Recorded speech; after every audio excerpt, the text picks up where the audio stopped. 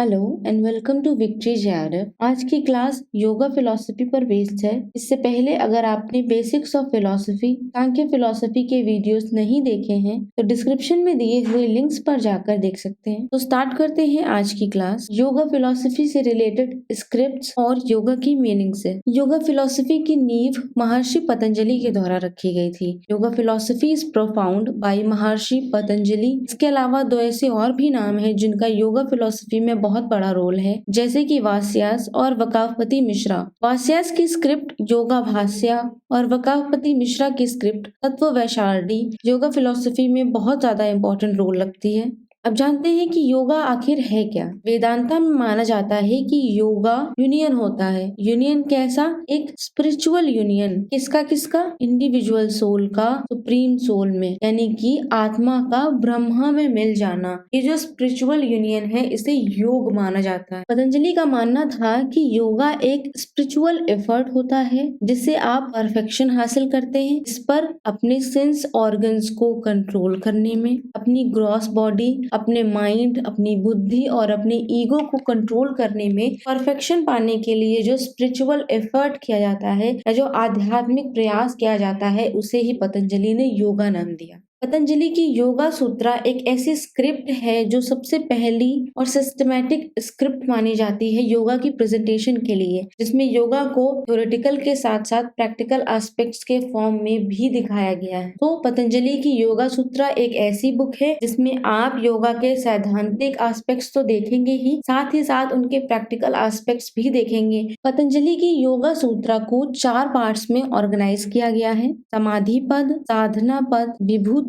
पद और कैवल्य पद। इसमें से समाधि पद में हम देखते हैं कि योगा का क्या नेचर है, यानी कि योगा की प्रकृति क्या है, कौन कौन से मेथड्स हो सकते हैं योगा के वेरियस फॉर्म्स के लिए। सेकंड, साधना पद। साधना पद में ये एक्सप्लेन किया गया है कि हमारी जितनी भी सफरिंग्स हैं, हमारे जितने भी दुख हैं, उनका कारण क्या है और उनको कैसे इरेडिकेट किया जा सकता है, यानी कि संसार में हम जितने भी दुख सहते हैं उनको किस तरीके से योगा के द्वारा दूर किया जा सकता है। थर्ड, विभूति पद। इसमें उन सारे कॉन्सेप्ट्स को रखा गया है जो ये बताते हैं कि कैसे सुप्रा नॉर्मल पावर्स को अचीव किया जा सकता है और किस तरीके से योगा इनको अचीव करने में हमारी हेल्प करता है। फोर्थ, कैवल्य पद। इसमें लिबरेशन के नेचर को बताया गया है, यानी कि मुक्ति की प्रकृति क्या है, मुक्ति किस तरह से मिलेगी। इसमें बताया गया है कि लिबरेशन एक तरह का स्पिरिचुअल यूनियन है। इन दो चीजों का यूनियन, हमारा सुप्रीम सोल के साथ में यूनियन। तो हमने देखा कि पतंजलि की योग सूत्रा 4 पार्ट्स में ऑर्गेनाइज की गई है।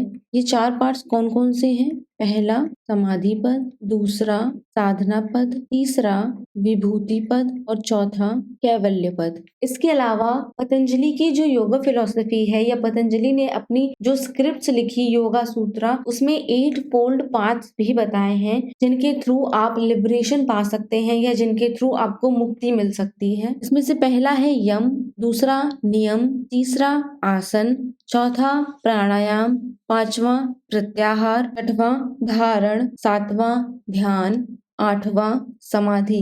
इनको क्रम में ही याद रखिएगा क्योंकि कभी कभी क्वेश्चंस में इनका एक सीक्वेंशियल ऑर्डर पूछ लिया जाता है कि बताइए कि इनमें से कौन सा ऑप्शन एक सीक्वेंशियल ऑर्डर को शो करता है। तो यम, नियम, आसन, प्राणायाम, प्रत्याहार, धारण, ध्यान और समाधि। यम का क्या मतलब होता है? यम का मतलब होता है कि अपने माइंड को और अपने स्पीच को कंट्रोल करना। सेकेंड, नियम। नियम मतलब क्या? वो सारे रूल्स जो एक अच्छे कंडक्ट को रखने के लिए जरूरी होते हैं, या वो सारे रूल्स जिनको अपनाकर आप एक अच्छा कंडक्ट या एक अच्छा चरित्र रख सकते हैं। थर्ड, आसन। आसन होता है डिफरेंट पोस्चर्स करना। आसन योगा की एक एडवांस स्टेज होती है जिसमें हम डिफरेंट पोस्चर्स को करते हैं। फोर्थ, प्राणायाम। प्राणायाम का मतलब होता है कि अपनी ब्रीदिंग को कंट्रोल करना, यानी कि आपके सांस लेने की जो प्रक्रिया है उसको जब आप कंट्रोल करते हैं। इसके 3 स्टेप्स होते हैं: इनहेलिंग, रिटेनिंग, एक्सहेलिंग। इनहेलिंग मतलब सांस को अंदर की ओर लेना, रिटेनिंग मतलब सांस को अंदर की ओर लेने के बाद कुछ सेकेंड्स के लिए उसको होल्ड करके रखना। थर्ड, एक्सहेलिंग मतलब कि सांस को वापस से छोड़ना। इन तीनों स्टेप्स को हिंदी में कहते हैं पूरक, कुंभक और रेकाक। यानी कि पूरक वो स्टेज जब आप सांस को अंदर की ओर ले रहे हैं, कुंभक वो स्टेप जब आप सांस को होल्ड करके अपने अंदर रखे हुए हैं। थर्ड, रेकाक यानी कि वो स्टेज जब आप सांस को वापस एनवायरमेंट में छोड़ रहे हैं। फिफ्थ वन इज प्रत्याहार। प्रत्याहार का मतलब होता है कि जो भी वर्ल्डली ऑब्जेक्ट्स हैं उनके कंट्रोल से खुद को दूर रखना। जितने भी सांसारिक वस्तुएं हैं उनके लिए जो आपका पैशन है, जो आपका लालच है, उससे दूर रहना। तो प्रत्याहार का मतलब लालच न करना या कंट्रोलिंग पैशन यानी कि संसार की वस्तुओं के प्रति आपका जो लालच है, आपकी जो इच्छा है, उसको कंट्रोल करके रखना। जितने भी फिजिकल थिंग्स हैं उसके लिए अपनी इच्छाओं को कंट्रोल करके रखना प्रत्याहार के अंतर्गत आता है। नेक्स्ट इज धारण। धारण का मतलब होता है कि अपने माइंड को किसी एक ऑब्जेक्ट पर फिक्स करके रखना। कहते हैं मेडिटेशन करते समय आपका जो मन है वो कई बार अलग अलग चीजों के लिए विचलित होता रहता है, इधर उधर भागता रहता है। तो अपने माइंड को मेडिटेशन करते समय एक पर्टिकुलर ऑब्जेक्ट या एक पर्टिकुलर थिंग पर फिक्स करना धारण कहलाता है। धारण इज फिक्सेशन ऑफ माइंड। जैसे कि ये कैंडल है, तो इस कैंडल की ये जो फ्लेम है इस पर फोकस रखना धारण कहलाएगा। नेक्स्ट स्टेज होती है ध्यान। नेक्स्ट स्टेप टू धारण। ये धारण के आगे का स्टेप होता है। इसमें व्यक्ति सक्सेसफुल हो जाता है। किसमें? अपने कंसंट्रेशन को बहुत लंबे समय तक रखने में। यानी कि इसमें क्या होता है कि मान लीजिए आप इस फ्लेम पर फोकस करने की कोशिश कर रहे थे, तो इस वाले स्टेज में एक लंबे समय तक आपका माइंड इस पर्टिकुलर थिंग पर फोकस्ड हो जाता है। जब आप लंबे समय तक किसी भी पर्टिकुलर थिंग पर फोकस करने में सक्सेसफुल हो जाते हैं तो वो स्टेज ध्यान कहलाती है। नेक्स्ट इज समाधि। समाधि सेसेशन ऑफ मोडिफिकेशन ऑफ चित्त। चित्त परिवर्तन में रुकावट या अवरोध। इस स्टेज में का जो चित्त है क्या होता है कि वो और अलग अलग जगहों पर डिस्ट्रीब्यूट नहीं होता, यानी इधर उधर विचलित नहीं होता। आपके मन का जो विचलन होता है यानी कि मोडिफिकेशन ऑफ चित्त जो है उसमें सेसेशन आ जाता है, यानी कि उसमें रुकावट या अवरोध हो जाता है। अब आपका मन मेडिटेशन वाले जो ऑब्जेक्ट है उस पर पूरी तरीके से फोकस्ड हो जाता है और आप बिल्कुल सब कुछ छोड़ छाड़ कर, दुनिया की सारी चीजें छोड़ छाड़ कर सिर्फ और सिर्फ उस एक वस्तु पर कॉन्सेंट्रेट किए हुए होते हैं। तो समाधि क्या है? समाधि ध्यान का आगे वाला एक स्टेप ही है। तो हमने पढ़े 8 फोल्ड पाथ्स, जिनमें हमने पढ़ा यम, नियम, आसन, प्राणायाम, प्रत्याहार, धारण, ध्यान, समाधि। यम, यम मतलब अपने माइंड का स्पीच को कंट्रोल करके रखना। नियम, वो सारे नियम जो आप में एक अच्छे कंडक्ट को लेकर आएंगे। आसन, डिफरेंट डिफरेंट पोस्चर्स करना, डिफरेंट डिफरेंट तरीके से अपनी बॉडी को एडजस्ट करना। प्राणायाम, कंट्रोल ऑफ ब्रीदिंग, जिसमें 3 स्टेप होते हैं, इनहेलिंग, पूरक, रिटेनिंग, कुंभक, एक्सहेलिंग, रेकाक। इसके बाद प्रत्याहार, जो वर्डली चीजें हैं, जो फिजिकल थिंग्स हैं, उनके लिए आपका जो लालच है, आपकी जो इच्छाएं होती हैं उनको कंट्रोल करना, उनके प्रति आपके पैशन को कंट्रोल करना। फिर धारण, किसी एक पर्टिकुलर पॉइंट पर मेडिटेशन करने के लिए अपने सारे फोकस को कंसंट्रेट कर देना। ध्यान, धारण का नेक्स्ट स्टेप होता है जिसमें आप सक्सेसफुल हो जाते हैं एक लंबे समय तक अपने कंसंट्रेशन को एक पर्टिकुलर पॉइंट पर फिक्स करने में। समाधि, जो ध्यान के आगे का एडवांस स्टेप होता है, इसमें आपका मन कहीं भी विचलित नहीं होता। एक लंबे समय तक आप पूरी तरीके से संसार की सारी चीजों को छोड़ छाड़ कर उस पर्टिकुलर पॉइंट पे जिस पर आप फोकस कर रहे होते हैं अपने माइंड को फिक्स कर चुके होते हैं। हमने देखा था कि जो 8 फोल्ड पाथ्स थे उनमें यम और नियम फर्स्ट और सेकंड पॉइंट्स था। तो यम 5 तरीके के बताए गए। इन 5 चीजों को अगर आप अपनी लाइफ में अपनाएंगे तो आप अपने माइंड, अपने स्पीच, अपनी ब्यूटी पर कंट्रोल कर सकते हैं। यम है अहिंसा, सत्य, असत्य, ब्रह्मचर्य, अपरिग्रह, non violence, truth, non stealing, celibacy और परिग्रह। अहिंसा का मतलब सिर्फ ये नहीं है कि हम लिविंग बींग्स को मारेंगे नहीं, बल्कि लिविंग बींग्स को किसी भी तरीके से हार्म भी नहीं करेंगे, यानी कि डू नॉट किल और harm any living being. Second, truth, यानी हम सिर्फ सच को बोलेंगे ही नहीं बल्कि हम सच को खुद में आत्मसात कर लेंगे, हमारी सोच में भी सच होना चाहिए। थर्ड वन इज असत्य। असत्य का मतलब होता है नॉन स्टीलिंग। या इस वर्ड का मतलब ये नहीं है कि हम कोई भी वस्तु चुराएंगे नहीं, बल्कि हम किसी दूसरे के संपत्ति की इच्छा भी नहीं करेंगे और किसी की चीज चुराएंगे भी नहीं। ये हुआ असत्य। थर्ड ब्रह्मचर्य। When you do not get married and do not have a sexual life, यानी कि आप विवाह नहीं करेंगे, आप किसी भी तरीके से सेक्सुअल लाइफ को नहीं जिएंगे। नेक्स्ट अपरिग्रह। अपरिग्रह का मतलब होता है कि कीमती या मूल्यवान वस्तुओं को ना लेना और ना चाहना।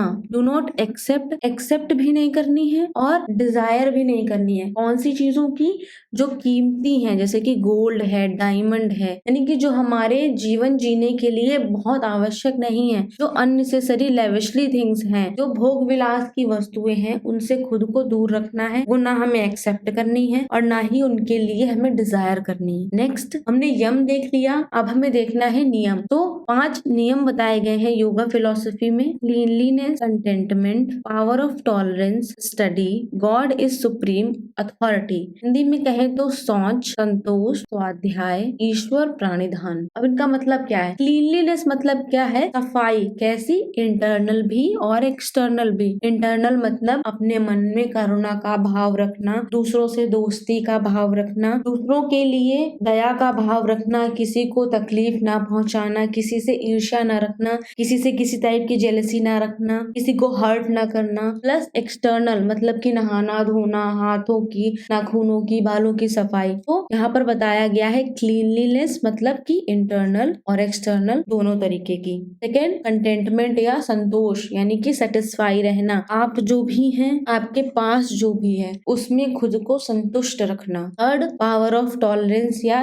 तप, एक्सट्रीम और मैक्सिमम हीट और कोल्ड को टॉलरेट करना, यानी कि बहुत अधिक तापमान है या बहुत अधिक ठंडी है या बहुत अधिक गर्मी है, तो उनको भी सहने की क्षमता रखना, उनको भी सहने की क्षमता रखना। इसके लिए हमें बहुत ज्यादा हार्ड प्रैक्टिस करने की जरूरत पड़ती है। और स्वाध्याय, सेल्फ स्टडी बताई गई है। सेल्फ स्टडी वो भी कौन सी चीजों की? स्पिरिचुअल स्क्रिप्ट्स होते हैं, उनकी स्टडी करना। क्यों? ताकि आप अपने स्पिरिचुअल नॉलेज को अटेन कर सके, आप अपनी स्पिरिचुअल नॉलेज को डेवलप कर सके। Fifth God is supreme authority या ईश्वर प्राणिधन। मतलब क्या है कि गॉड ऑलमाइटी है, यानी कि गॉड ही सबसे ज्यादा, सबसे बड़ी अथॉरिटी है, सबसे बड़ा पावरफुल जो इस संसार में है। वो कौन है? वो गॉड है। We should surrender our selves to him. हमें अपने आप को उसमें सरेंडर कर देना चाहिए, हमें अपने आप को उसके आगे समर्पित कर देना चाहिए, ताकि हम एक अच्छे कंडक्ट को खुद में डेवलप कर सके। नेक्स्ट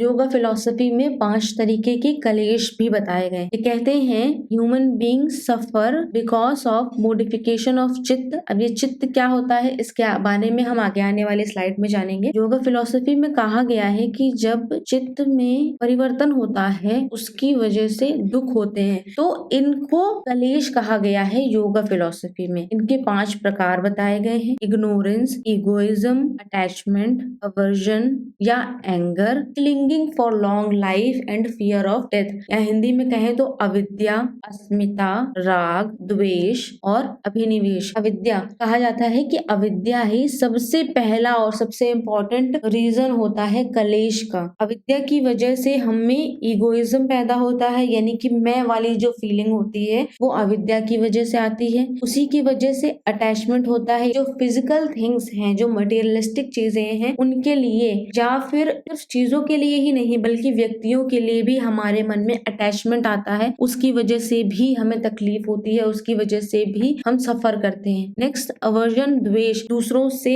ईर्ष्या की भावना रखना या दूसरों से जेलसी रखना, इससे भी हम सफर करते हैं। Fifth clinging for long life, यानी कि बहुत ज्यादा जीने की, लंबे समय तक जीवन व्यतीत करने की इच्छा करना और मरने से डरना। इनकी वजह से एक ह्यूमन बीइंग सफर करता है, इनकी वजह से वो अपनी ट्रू एग्जिस्टेंस को समझ नहीं पाता। तो ये 5 तरीके के कलेश योगा फिलॉसफी में बताए गए हैं। In yoga philosophy God is known as Ishwara who has created universe. योग फिलॉसफी में भगवान को ईश्वर कहा गया है और उन्होंने ही ब्रह्मांड की रचना भी की है।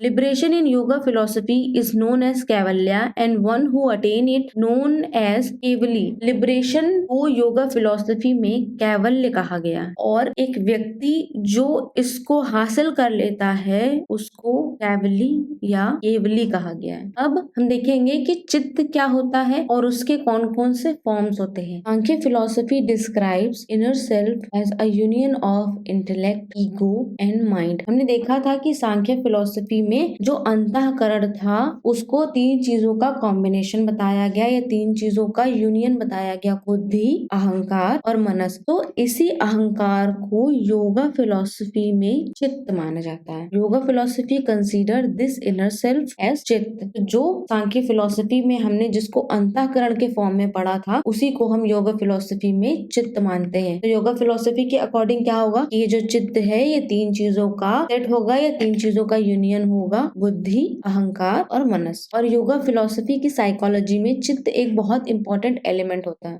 Now 3 forms of चित्त: प्रख्या, प्रवृत्ति, स्थिति। प्रख्या में क्या होता है, सत्व गुण is dominating and Tamas remains subordinate to सत्व। चित्त की एक ऐसी फॉर्म जिसमें जो सत्व गुण है वो डोमिनेट कर रहा होता है, वो प्रधान होगा, और जो तमस गुण है वो इसके बाद का सेकेंड मेजर गुण होगा। यानी कि प्रख्या स्टेज में दो जो गुण होते हैं वो डोमिनेट करते हैं, सत्व और तमस, जिसमें से जो प्रीडोमिनेट करता है या जो सबसे ज्यादा डोमिनेट करता है, जो सबसे ज्यादा प्रधान होता है वो होता है सत्व, और उसके बाद जो सेकंड नंबर पर जो मेजर गुण होता है वो होता है तमस। नेक्स्ट, प्रवृत्ति। चित्त इज प्रोडोमिनेटेड बाय रजस and Tamas here becomes week. Second stage है प्रवृत्ति, जिसमें जो हमारा चित्त है वो डोमिनेट किया जाता है रजस के द्वारा, यानी कि रजस प्रधान होगा, उसके बाद जो सेकंड गुण होगा वो होगा तमस। तो थर्ड वन इज स्थिति। चित्त इज प्रीडोमिनेटेड बाय सत्व, सत्व गुण की प्रधानता होगी और जो रजस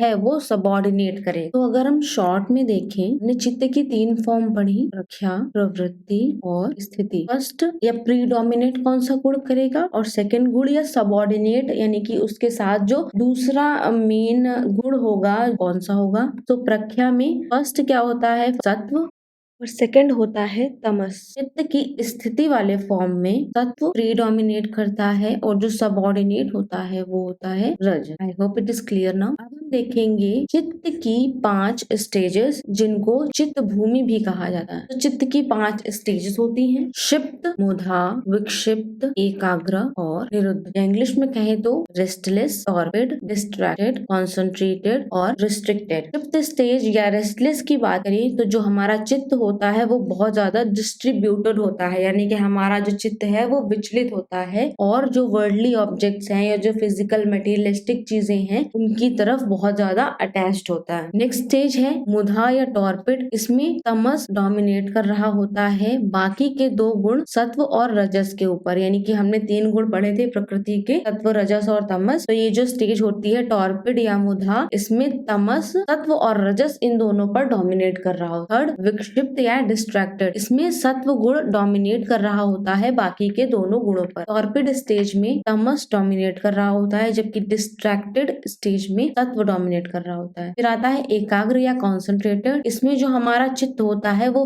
फिक्स होता है किसी एक पर्टिकुलर ऑब्जेक्ट पर। इसको temporary ceasing of modification of chitta कहते हैं, यानी कि हमारे चित्त में परिवर्तन की एक टेम्पररी रुकावट है ये। नेक्स्ट, निरुद्ध या रिस्ट्रिक्टेड। इसमें हमारा चित्त जो है बहुत लंबे समय तक किसी पर्टिकुलर ऑब्जेक्ट पर ना फोकस या अपना कंसंट्रेशन रखने में कामयाबी हासिल कर लेता है, यानी इसको कहते हैं सेसेशन ऑफ मॉडिफिकेशन, यानी कि आपके जो चित्त में परिवर्तन है वो पूरी तरीके से उसमें रुकावट आ गई है या उसमें अवरोध आ गया है। अब आपका जो चित्त है वो अलग अलग जगह विचलित नहीं होगा, एक पर्टिकुलर थिंग, एक पर्टिकुलर ऑब्जेक्ट पर फिक्स हो जाएगा। Last 2 are very helpful and hence useful in yoga. ये जो लास्ट 2 हमने स्टेजेस पढ़ी, एकाग्र और निरुद्ध, क्योंकि इसमें हमारे चित्त का मॉडिफिकेशन रुक जाता है, हम कुछ समय के लिए किसी ऑब्जेक्ट पर अपने कंसंट्रेशन को रखने में कामयाबी हासिल कर लेते हैं। इसलिए ये जो दोनों स्टेज होती हैं ये बहुत ज्यादा इंपॉर्टेंट मानी जाती हैं योगा के लिए। और बाकी की जो स्टेजेस हैं, यानी कि ये पहली 3 स्टेजेस, ये योगा को प्रैक्टिस करने के लिए हार्मफुल मानी मानी जाती है क्योंकि इसमें हमारे चित्त का मॉडिफिकेशन चल रहा होता है, हमारा जो चित्त है वो विचलित होता है।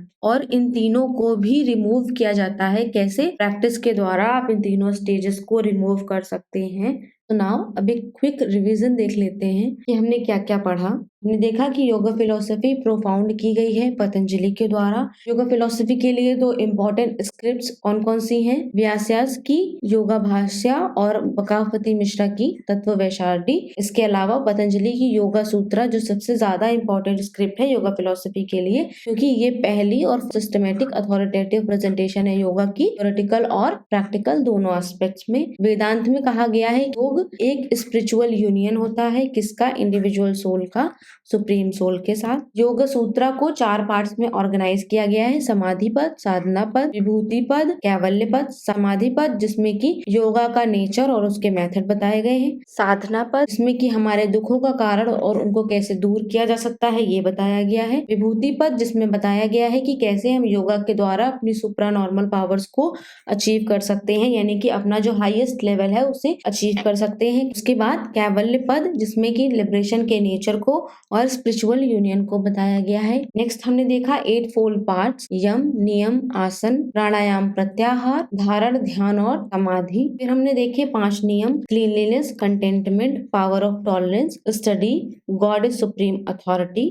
इसके बाद हमने देखे 5 कलेश। हमारे चित्त में परिवर्तन के कारण हम जो दुख सहते हैं उन्हें कलेश कहा गया है। योगा फिलॉसफी में 5 तरीके के कलेश बताए गए। अविद्या, अस्मिता, राग, द्वेष और अभिनिवेश, इग्नोरेंस, इगोइज्म, अटैचमेंट, अवर्जन और anger, clinging for long life and fear of death. Yoga philosophy में भगवान को ईश्वर माना गया और कहा गया कि उन्होंने ही ब्रह्मांड की रचना की। योगा फिलॉसफी में लिबरेशन या मुक्ति को कैवल्य माना जाता है और एक व्यक्ति जो इसे हासिल कर लेता है वो कैवल्य कहलाता है। नेक्स्ट हमने देखा कि चित्त क्या होता है और चित्त के कौन कौन से फॉर्म्स होते हैं। तो सांख्य फिलॉसफी में जिसे अंतःकरण कहा गया उसे ही योगा फिलॉसफी में चित्त कहा गया है। चित्त के 3 फॉर्म होते हैं, प्रख्या, प्रवृत्ति और स्थिति।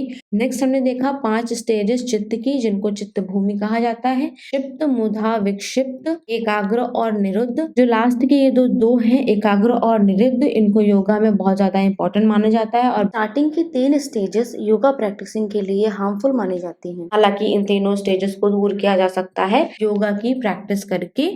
So that's it for today's video. Please like, share and subscribe for more videos. Thank you so much.